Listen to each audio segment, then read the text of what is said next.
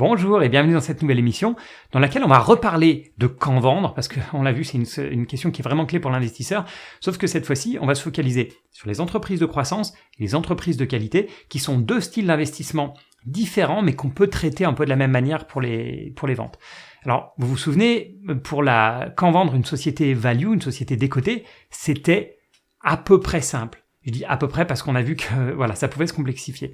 Mais le côté simple, c'est tout simplement que quand on achète une société parce qu'on la considère en dessous de sa vraie valeur, ça veut dire qu'on a quand même en tête un petit peu de ce qu'est sa vraie valeur, et donc on a à peu près en tête un prix de vente. À nouveau, c'est un peu plus complexe que ça, mais bon voilà, on peut résumer comme ça. Quand on achète une société de croissance, on achète parce que soit elle a déjà une belle croissance, chiffre d'affaires, résultat, soit on anticipe une belle croissance. Pour les sociétés de qualité, on recherche de la solidité financière, on recherche de la stabilité, de la visibilité, on cherche des marges, de la rentabilité, un très bon management, etc. Mais à nouveau, quand vendre, on sait pas, on a aucune idée de la valeur future que peut atteindre cette boîte, que ce soit croissance ou qualité. Mais revenons un petit peu sur l'achat. Pour les valeurs décotées, c'était une évidence, on achète parce que c'est en dessous de sa vraie valeur, c'est même l'unique but de l'achat. Sur les valeurs de croissance et les valeurs de qualité, c'est un peu différent. Alors, évidemment, on aimerait toujours payer moins cher que ce que ça vaut. Dans la réalité, pour les valeurs de croissance, on est très souvent obligé de les payer un peu cher.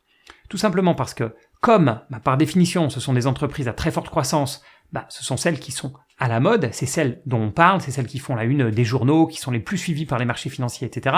Bon, il n'y a qu'à voir Nvidia au moment où je vous parle.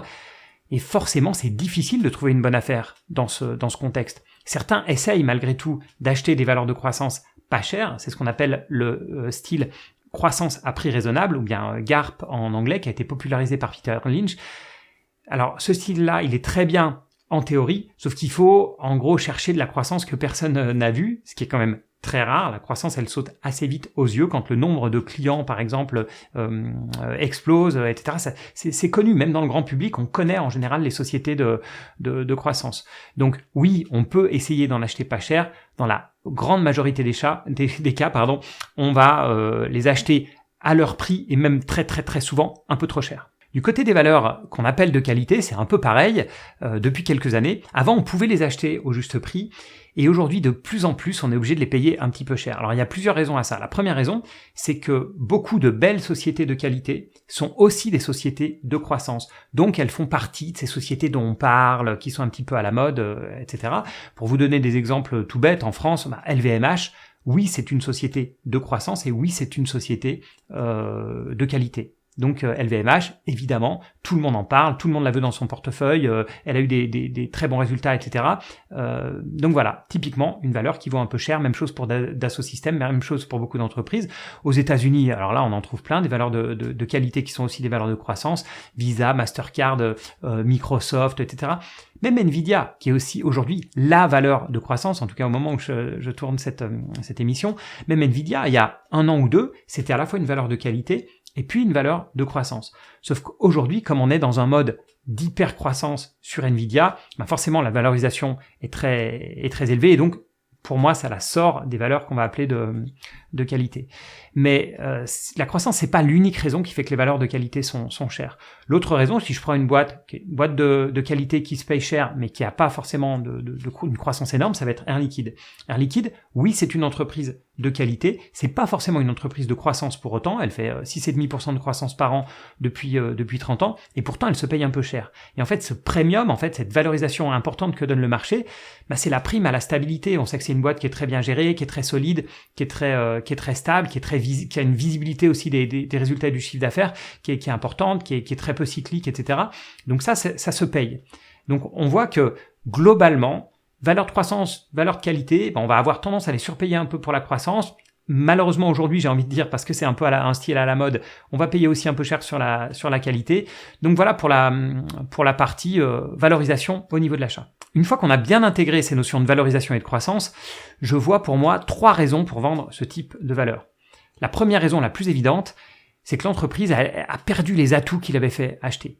Donc, dans les valeurs de croissance, pour prendre des cas récents, on a Adyen, par exemple, ou bien on a Micron Technology, qui a vu son chiffre d'affaires s'effondrer, une boîte qui était pourtant considérée comme une entreprise de croissance. Et évidemment, quand une société qu'on a achetée pour sa croissance déçoit, forcément, c'est le moment où tout le monde vend, et en général, c'est même très très violent sur les marchés. C'est la même chose pour le style qualité. Une entreprise comme Estée Lauder, par exemple, qui était une belle entreprise, et c'était un peu l'équivalent L'Oréal américain, mais ça fait, je sais plus de mémoire, 1 an et demi, 2 ans, que voilà, elle a plus du tout la même qualité qu'avant, elle est beaucoup moins bien gérée, ils sont empêtrés sur le marché chinois, ils sont beaucoup trop exposés à la Chine, ils n'arrivent pas à s'en sortir, on voit qu'ils ont des marques aussi moins solides que leurs concurrents L'Oréal, donc on voit qu'elle sort de cet aspect qualité. Donc évidemment, quelqu'un qui l'aurait acheté pour cette raison aura fortement intérêt à la vendre. Alors attention à sortir pour ces raisons, parce que c'est plus une boîte de croissance ou plus une boîte de qualité, ça veut pas forcément dire qu'on subit une perte. En fait, on est ici sur du long terme, donc ça dépend énormément du prix d'achat évidemment, c'est pas ça, mais de combien de temps vous l'avez en portefeuille. Parce qu'une entreprise qui est restée une entreprise de croissance très longtemps, avant que vous la vendiez parce qu'elle en fait plus partie, même chose pour la qualité, voilà, si vous êtes dedans depuis suffisamment longtemps, vous avez gagné de l'argent. Estée Lauder, par exemple, tous les acheteurs d'avant 2019 sont encore gagnants, mais j'espère pour ceux qui ont acheté Estée Lauder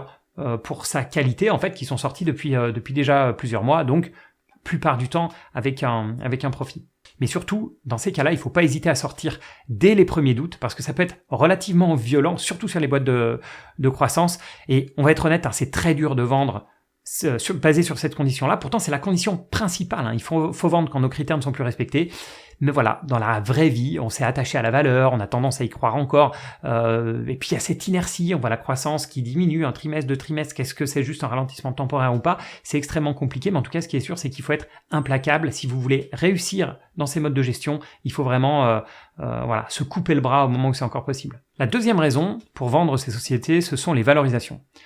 Alors ça, c'est surtout vrai pour le style croissance, évidemment. Si vous constatez que les valorisations s'envolent, c'est-à-dire que ce qui fait monter le cours de bourse, c'est pas la hausse du chiffre d'affaires ou des résultats, mais c'est la hausse des multiples de valorisation, comme le PER, parfois jusqu'à des niveaux insoutenables, il faut bien sûr profiter de cette euphorie pour sortir. Alors, vous n'allez jamais sortir au plus haut, mais vous allez éviter de voir la bulle se dégonfler. Et à nouveau, c'est très très dur, parce que remettez-vous dans le contexte, c'est très facile de dire il faut sortir quand la valorisation est élevée. Mais vous avez acheté une boîte de croissance parce que vous estimez qu'elle va avoir une belle croissance. Si les valorisations sont très chères, 6 mois, 1 an, 3 ans plus tard, c'est parce que cette croissance, elle est là. Forcément, quand la valorisation est au plus haut, ça veut dire qu'on est vraiment dans un mode de super croissance, tout le marché y croit, toutes les nouvelles sont très positives sur la valeur, etc. Donc c'est extrêmement compliqué de sortir à ce moment-là. Parce que les gens qui font l'investissement en croissance, ça a plutôt tendance à être des suiveurs, des gens qui suivent la mode. Et là, tout d'un coup, il faut switcher, il faut passer un peu en mode contrariant, en mode je vais à l'inverse de ce que me dit le marché. Donc c'est extrêmement compliqué. C'est pour ça qu'il y a, dans les faits, très peu d'investisseurs croissance qui sortent pour des raisons de valorisation parce que la valo est trop élevée. C'est très très rare. En fait, ce qui se passe, et c'est malheureux, c'est que la plupart attendent que la croissance vraiment soit définitivement partie et que ça se dégonfle, la bulle se dégonfle. Et donc, on a deux choses qui arrivent en même temps. Si on est trop tard, si on sort trop tard, c'est qu'à la fois on voit la croissance qui commence à baisser, donc les résultats qui baissent certaines fois, ou en tout cas qui ralentissent, et en plus de ça, on a un deuxième effet qui est le dégonflement de la valorisation. Donc on a un double dégonflement, ce qui fait qu'on a des pertes très très régulièrement de 40-50% sur des valeurs de croissance. C'est pour ça que de sortir quand les valorisations sont trop élevées, c'est parfois un bon moyen de sortir au plus haut, ce qui à nouveau est très rare sur les valeurs de croissance, et avant que tout ça se dégonfle. Alors bien sûr, c'est pas une science exacte, mais c'est quand même intéressant.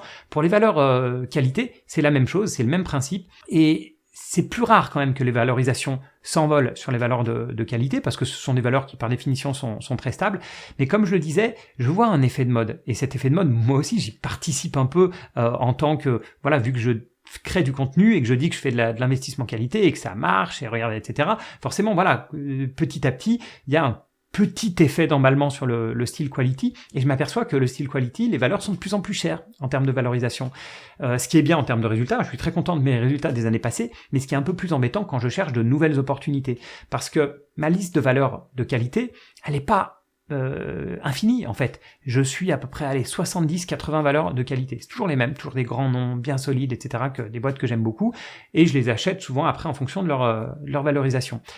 Et dans cette liste-là, je vois de plus en plus de valeurs qui sont en train de sortir parce qu'elles sont trop chères. Donc mon univers d'investissement se réduit et j'ai horreur de sortir d'une boîte que j'aime beaucoup. Je vous parlais tout à l'heure de boîtes comme LVMH, L'Oréal, etc.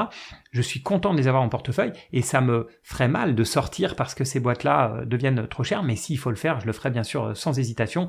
Même chose sur toutes mes boîtes favorites américaines, des Visa, Mastercard, Microsoft, c'est tous les noms un peu que je vous ai cités. Ces boîtes-là, c'est super, mais à un moment, il faut aussi apprendre à se couper le bras ou la main parce qu'on considère, enfin dans ce cas-là c'est même pas une perte, donc on coupe surtout des profits, mais enfin on garde surtout des profits, mais voilà, cette notion de valorisation elle est quand même très importante et c'est compliqué de se séparer d'une boîte pour sa valorisation. C'est très facile pour ceux qui font du value, pour ceux qui sont plutôt côté croissance qualité c'est hyper difficile. Ensuite la troisième raison qui est valable pour tous les styles, je vous en avais déjà parlé pour le style value, c'est quand on trouve une meilleure opportunité ailleurs. En fait, c'est très lié aux deux raisons précédentes, parce que la première raison, c'est la société n'est plus une société de croissance ou plus de société de qualité.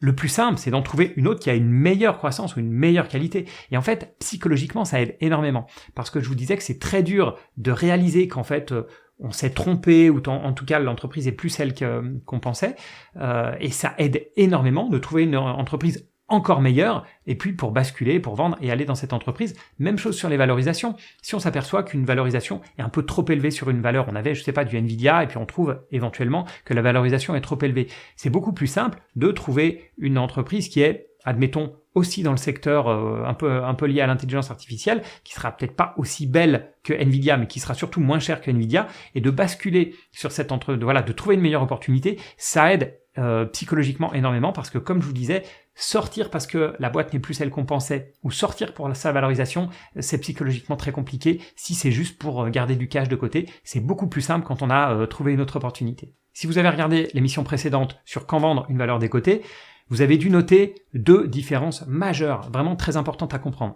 La première chose, ça j'ai bien insisté, je pense que vous l'avez saisi, c'est mon point de vue à nouveau, hein, c'est que on peut pas définir un prix de vente, selon moi, pour des valeurs de croissance ou de qualité. C'est du gâchis même. Donc ça, c'est une énorme différence. Alors qu'en value, on a un prix qui peut être défini à l'avance. Et lié à ça, mais qui est encore plus important, c'est le temps. Parce qu'en fait, quand on investit dans des valeurs décotées, très souvent ce ne sont pas des valeurs d'une super qualité, qui sont un peu dans des situations tendues, qui sont délaissées par le marché, qui peuvent être cycliques, etc. Donc le temps peut jouer contre nous. C'est-à-dire que si le marché met trop de temps à réaliser qu'il y a une décote, il y a beaucoup de choses qui peuvent bouger, ne serait-ce que notre calcul initial, et puis on peut se retrouver avec une société qui se dégrade. Donc plus les mois passent, plus on se sent pas forcément à l'aise avec des sociétés qu'on traîne, des sociétés value qu'on traîne en portefeuille. Alors que croissance qualité, c'est l'inverse. En fait, le temps va jouer avec nous. Le temps va être notre allié, parce qu'on a identifié une boîte de croissance, ou une boîte de qualité, ou les deux. Notre but, c'est qu'elle reste comme ça le plus longtemps possible. Donc on les surveille de très près pour s'assurer que ce sont toujours des belles boîtes de croissance, des belles boîtes de qualité, et plus les mois et les années passent, et plus on va surfer sur ces entreprises tant qu'elles restent comme elles sont. Qu'elles restent entreprises de croissance, de qualité, que ça reste des belles boîtes, et nous on va surfer là-dessus le plus longtemps possible, et comme je le disais, en surveillant vraiment de très près pour s'assurer qu'elles ont toujours les mêmes qualités. Et en tant qu'investisseur long terme, je suis bien plus à l'aise avec cette approche-là, bien plus à l'aise avec le fait que toutes les entreprises que j'ai en portefeuille, c'est comme le bon vin, elles se bonifient avec le temps, alors que les entreprises décotées, on le voit, c'est un peu plus compliqué. Un petit mot quand même, je parle beaucoup du style qualité comme étant mon style favori. Je tiens quand même à dire que même si j'ai peut-être 70-80% de mon portefeuille qui est en entreprise de qualité, j'ai aussi des entreprises de croissance, pas trop parce que j'ai toujours peur quand le marché commence à douter de ces fameux, de cette claque de moins 30, moins 40, moins 50%. Et de l'autre côté, j'ai aussi des entreprises value qui ont tendance à ne pas varier au même moment, dans les mêmes, etc. que les autres styles. Donc j'aime bien mixer comme ça les styles, mais c'est vrai que étant un investisseur long terme et aussi prudent, faut le dire, je suis pas non plus un fou, j'ai fait des trucs un peu plus compliqués dans le passé, j'ai appris pas mal de leçons, donc maintenant j'aime bien ces belles entreprises leaders sur leur marché et avec pas mal de stabilité et de solidité financière. Donc voilà, je dors très bien avec un portefeuille tel qu'il est, mais j'aime bien aussi varier suivant les styles. Voilà, dites-moi évidemment en commentaire comment vous vendez, quel que soit le style d'investissement, quels sont vos critères de vente. Ça peut intéresser tout le monde. Et puis bien sûr, merci encore pour votre fidélité, merci pour les likes, merci pour les commentaires sur le podcast, c'est vraiment super sympa. Moi je vous dis merci encore et à bientôt pour une autre émission.